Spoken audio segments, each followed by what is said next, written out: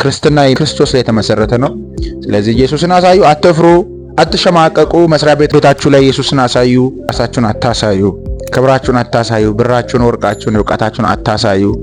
በእናንተ ላይ የተገለጠውን ልክ ኢየሱስ ክርስቶስ በአህያይቱ ድርጫ ላይ ተቀምጦ ወደ ኢየሩሳሌም በሚገባበት ጊዜ ሰዎች ሆሳዕና በአርያም በእግዚአብሔር ስም የሚመጣ የተባረከ ነው እያሉ ያነጥፉለት ነበርና ኢየሱስ የተቀመጠባት አህያ ያንን ለኢየሱስ የተነጠፈለትን ያንን ክብር ሁሉ ተጎናጽፋ ነበር። ምክንያቱም በዛች አህያ ላይ የተቀመጠው ኢየሱስ ስለነበር ማለት ነው።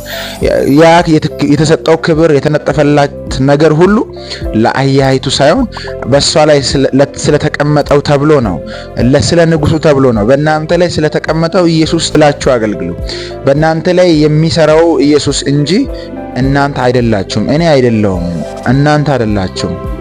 እና በእናንተ ላይ የተቀመጠው በእናንተ ላይ የተሳፈረው እናንተን የሚጠቀመው የእግዚአብሔር ልጅ ኢየሱስ እንዲታይ በእናንተ ላይ እርሱ በሰራው ስራ እናንተ እንዳትደምቁ፣ እርሱ ባደረገው ነገር እናንተ እንዳትከብሩ እጅግ በጣም ጥንቃቄ አድርጉ፣ አገልግሉ።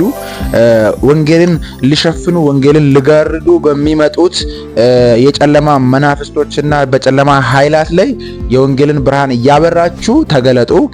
እግዚአብሔር ከሁላችሁም ጋር ይሁን። እጅግ በጣም ተባረኩ። ዘመኑ የወንጌል ነው። ዘመኑ የቅዱሳን ነው። በሁሉም በኩል በስራ፣ በኢኮኖሚ፣ በእውቀት፣ በሁሉም ነገር ከፍ የምንልበት የቅዱሳን ዘመን ነው። የቅዱሳን ጊዜ ነው።